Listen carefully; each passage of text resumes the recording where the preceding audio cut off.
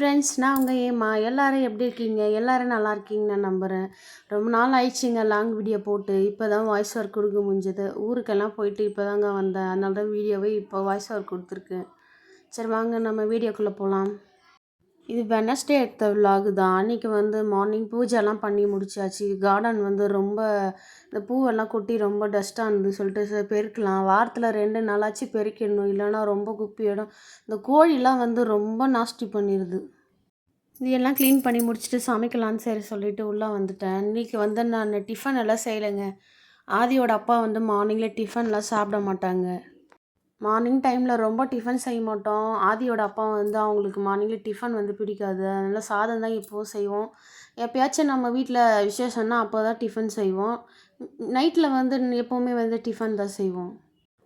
Veg pulao rice தான் அன்றைக்கி செய்யலான்னு இருந்தேன்.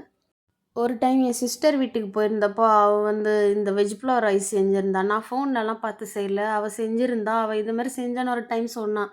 அது நான் அப்போ ஒரு டைம் வீட்டில் நான் அது மாதிரி செஞ்சேன். அது ஒரு வாட்டி செஞ்சதுலேருந்து பிரிஞ்சியே மறந்துட்டாங்க.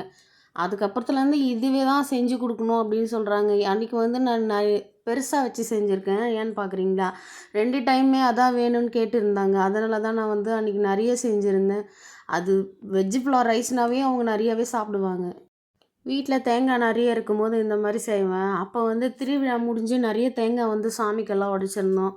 அந்த தேங்காய் நிறைய இருந்ததால் நான் அப்போ நான் அந்த மாதிரி செஞ்சுருந்தேன். இது செஞ்சுட்டு இதுக்கு கூட ஒரு கிரேவி செய்யலாம், நல்லாயிருக்கும். அன்றைக்கி நான் முட்டை வச்சு தான் கிரேவி பண்ணியிருந்தேன். நம்ம அந்த ரெசிபி பார்க்கலாம் வாங்க. இப்போ பிரிஞ்சி ரெடி பண்ணிவிட்டு நம்ம அடுத்தது அது பார்க்கலாம். உங்கள் வீட்டிலலாம் எந்த ரைஸ் ரொம்ப நிறைய செய்வீங்க? அடிக்கடிக்கு எது செஞ்சு கொடுப்பீங்க? நீங்கள் கமெண்ட் பண்ணுங்கள். வீடியோ பார்க்குற யாருமே கமெண்ட் பண்ண மாட்டேறீங்க. மறக்காமல் நம்ம சேனலை சப்ஸ்கிரைப் பண்ணிக்கோங்க. அப்போ தான் நம்ம வீடியோ போட்டால் உடனுக்குடன் வரும். மறக்காமல் பெல் ஐக்கான்னு ஆல்னு கிளிக் பண்ணிவிடுங்க. நான் இப்போ தான் புதுசாக சேனல் ஆரம்பிச்சிருக்கேன். உங்களோட சப்போர்ட் எனக்கு கண்டிப்பாக வேணும். உங்களோட ஃபேமிலியில் ஒருத்தியை என்னை இன்வால்வ் பண்ணிக்கோங்க. நம்ம ஃபேமிலி பெருசாகணும். நம்ம சீக்கிரமாக 500 சப்ஸ்கிரைபர் ஆகணும். அதுக்கு உங்களோட ஆதரவு எனக்கு வேணும். மறக்காமல் நம்ம சேனலை சப்ஸ்கிரைப் பண்ணிக்கோங்க. இது வெஜ் புலாவ் ஒயிட் கலர் தான் வரும். ஆனால் எனக்கு இந்த ஒயிட் கலர் இருக்கிறது என்னமோ பிடிக்கல. அதனால நான் இதில் பிரியாணி மசாலா, கரம் மசாலா, சில்லி பவுடர் லைட்டாக நான் ஆட் பண்ணிக்கினேன். எனக்கு பிடிக்கல. அதுக்கப்புறம் அந்த சோயா பீன்ஸ் நான் இங்கே போட மறந்துட்டேன். அதனால அப்போ ஆட் பண்ணேன். அது ஊற வச்சுதுன்னு நான் பக்கத்தில் பிளேட் போட்டு மூடி வச்சுருந்தேன். ஆனால் அதை போடுறதுக்கு மறந்துட்டேன். அது எல்லாம் போட்ட பேர் அதுக்கப்புறம் தான் போட்டிருந்தேன். இது நல்லா கொதித்து வந்ததும் நம்ம அரிசி போட்டு அது நல்லா கொதித்ததும் அதுக்கப்புறம் நம்ம டம்ப் பண்ணலாம். நீங்களும் வீட்டில் இந்த மாதிரி ட்ரை பண்ணி பாருங்கள். நம்ம நார்மலாக பிரிஞ்சி செய்கிறத விட நம்ம இந்த மாதிரி தேங்காய் பால் ஊற்றி செய்கிறது ரொம்ப டேஸ்ட்டாக இருக்குது. ரெஸ்டாரண்ட் ஸ்டைலில் இருக்குது இது. நான் வீட்டில் செஞ்சு கொடுத்தப்போ கூட அந்த மாதிரி தான் சொல்லியிருந்தாங்க, நல்லா இருக்குமா. அதுக்கப்புறம் பிரிஞ்சியே கேட்க மாட்றாங்க. இந்த மாதிரி தேங்காய் இருந்தாவே தேங்காய் அரைச்சி ஊற்றி இதை தான் செய்யணும் அப்படின்றாங்க. நம்மளை வேறு எதுவுமே செய்ய விட மாட்றாங்க. இதுக்கு சைடிஷ் நான் எப்போவுமே கத்திரிக்காய் வச்சு கொச்சு பண்ணுவேன். அதுக்கப்புறம் ஆனியன், கேரட்டு, வெள்ளரிக்காய் வச்சு ரைத்தா செய்வேன். அன்றைக்கி அதெல்லாம் எதுவும் வீட்டில் இல்லை. சரி முட்டை தான் இருந்தது. நம்ம அன்றைக்கி தான் நான் ஃபர்ஸ்ட் டைம் அந்த கிரேவியே செஞ்சுருந்தேன். நல்லா இருந்தது. அது ஒயிட் வெஜ் புலாவுக்கும் இந்த கிரேவிக்கும் நல்லா இருந்தது. நீங்களும் இந்த மாதிரி செஞ்சு பாருங்கள். ரொம்ப டேஸ்ட்டாக இருந்தது அன்றைக்கி. பசங்க எல்லாமே சொல்லியிருந்தாங்க, நல்லா இருந்ததுமா அதுக்கு சொல்லிட்டு.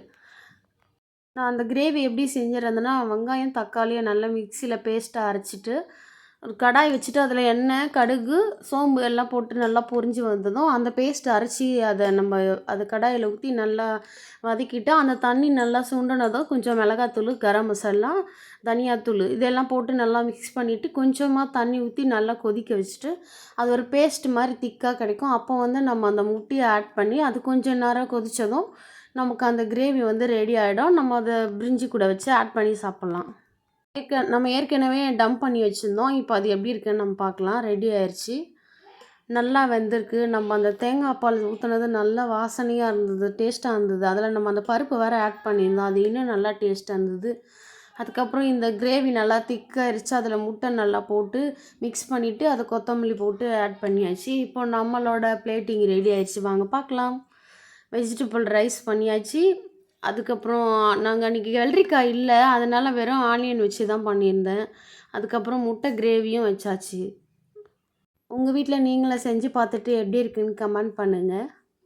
மறக்காமல் லைக் பண்ணுங்கள். பிளேட்டிங் முடித்தோடனே நமக்கு அடுத்த வேலை ரெடியாக இருக்குது. வாங்க போகலாம். அடுத்த வேலை என்ன வேலை? இருக்கிறதே பெரிய வேலை இந்த பாத்திரம் கழுவுறதாங்க நமக்கு.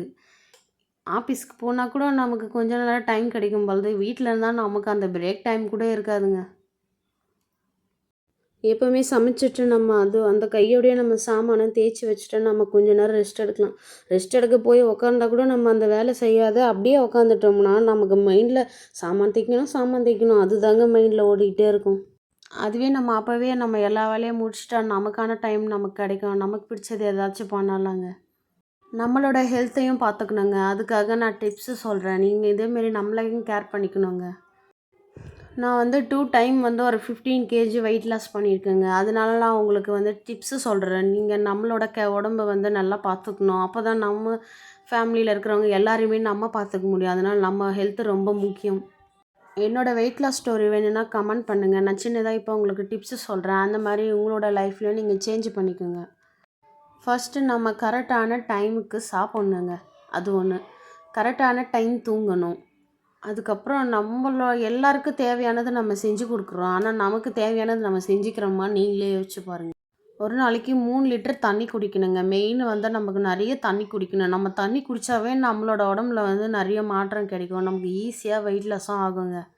முதல்ல நமக்கு உடல் சுத்தம் வேணும். அதுக்கப்புறம் மன அமைதி வேணும். இது எப்படி கிடைக்கும்னா, நம்ம பூஜை பண்ணால் நமக்கு மன அமைதி கிடைக்கும். அதுக்கப்புறம் உடல் சுத்தம் நமக்கு எப்படி கிடைக்கும்னா, நம்ம மார்னிங்கில் ஒரு ஹெல்த்தியான ட்ரிங்க்கு சாப்பிட்ணுங்க. அது என்ன ட்ரிங்க்குன்னு நான் உங்களுக்கு சொல்கிறேன். நான் டாக்டர்லாம் இல்லைங்க. இது நான் பயன்படுத்தி எனக்கு நான் ஓகே ஆச்சு. அதுதான் நான் உங்களுக்கு சொல்கிறேன். நான் திரும்ப சொல்கிறேன், நான் டாக்டர் கிடையாது. எனக்கு என்ன பெனிஃபிட் கிடைச்சோ நான் அதுதான் நான் உங்களுக்கு சொல்கிறேன். நான் சொல்கிறத நீங்கள் ட்ரை பண்ணி பார்க்கணுன்னு நினச்சிங்கன்னா, உங்களோட ஃபேமிலி டாக்டர்கிட்ட நீங்கள் சஜஷன் கேட்டுட்டு, அதுக்கப்புறம் நீங்கள் ட்ரை பண்ணி பாருங்கள். அப்போ தான் உங்களோட பாடிக்கு செட் ஆகுமா இல்லையான்னு உங்கள் டாக்டர் சொல்லுவாங்க. அதுக்கப்புறம் நீங்கள் செஞ்சு பாருங்கள். நம்ம நைட்டு டின்னர் 7:00 சாப்பிட்ருக்கணுங்க. 7:00 சாப்பிட்டதும் நமக்கு ஃபாஸ்டிங் ஸ்டார்ட் ஆகும். அதுக்கப்புறம் நம்ம எதுவுமே சாப்பிடக்கூடாது. வெறும் தண்ணி மட்டும் தான் குடிக்கணும். மார்னிங் நம்ம ஒரு 9:00 டிஃபன் சாப்பிட்ற டைம் நம்ம ஃபாஸ்டிங் பிரேக் பண்ணணும். அது நம்ம ஹெல்த்தியான ட்ரிங்க்ஸ் சாப்பிட்டு பிரேக் பண்ணலாம். நான் என்ன சொல்கிறேன்னு கவனிங்க. இந்த ட்ரிங்க்கு தேவையான பொருள் 2 நெல்லிக்காய், சின்னதாக ஒரு துண்டு இஞ்சி, கொஞ்சமாக கொத்தமல்லி, அதுக்கப்புறம் புதினா, கொஞ்சமாக சால்ட்டு. இது எல்லாமே நம்ம குட்டி குட்டியாக கட் பண்ணி மிக்ஸி ஜாரில் போட்டு நல்லா அடித்து ஃபில்ட்ரு பண்ணி நம்ம அதை குடிக்கணும் எம்டி ஸ்டமக்கில். இது குடித்து ஃபஸ்ட் டைம் பாருங்கள். உங்களுக்கு செட் ஆச்சுன்னா கண்டினியூ பண்ணுங்கள், இல்லைன்னா குடிக்காதீங்க. இதுதான் என்னோடய மார்னிங் ஃபாஸ்ட் பிரேக் பண்ணுற ட்ரிங்க்குங்க. இதுதான் நான் குடிப்பேன். மார்னிங் டிஃபனுக்கு முன்னாடி நான் இந்த ட்ரிங்க்கு தான் சாப்பிடுவேன். அதுக்கப்புறம் நமக்கு உடல் சுத்தமாயிடுங்க. இது தாங்க மெயினாக நான் சொன்னது. என்னோடய கரண்ட் வெயிட் இப்போது 60 கேஜி இருக்குங்க. 73லேருந்து 60 கேஜி வந்திருக்கேன். இந்த மாதிரி உங்களுக்கு டிப்ஸ் வேணும்னா சொல்லுங்கள். மறக்காமல் வீடியோவில் கமெண்ட் பண்ணுங்கள். நான் லாங் வீடியோவாக ஸ்டோரியாக நான் சொல்லுறேன். நான் சொன்ன நெல்லிக்காய் ஜூஸ் ரெசிபி உங்களுக்கு புரியலன்னா நம்ம சேனலில் ஷார்ட்ஸில் கொடுத்துருக்கேன், செக் பண்ணி பாருங்கள். மறக்காமல் ஹேமா லைஃப் ஸ்டைல் சேனலை சப்ஸ்கிரைப் பண்ணிக்கோங்க. பாய். நெக்ஸ்ட் வீடியோவில்